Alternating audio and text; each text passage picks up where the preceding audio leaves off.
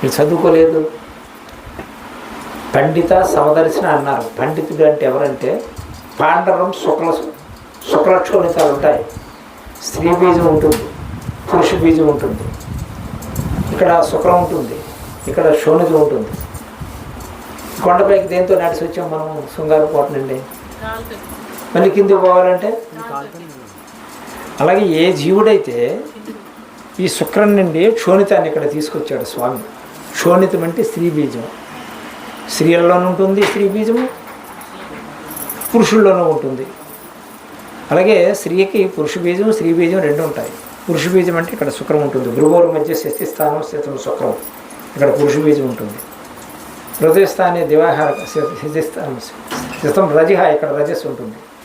ఈ స్త్రీ బీజం దేని ద్వారా వచ్చింది? కొండ దగ్గర నుండి కాలుతో నడిచి వచ్చావు. మళ్ళీ వెళ్ళాలంటే కాలుతోటి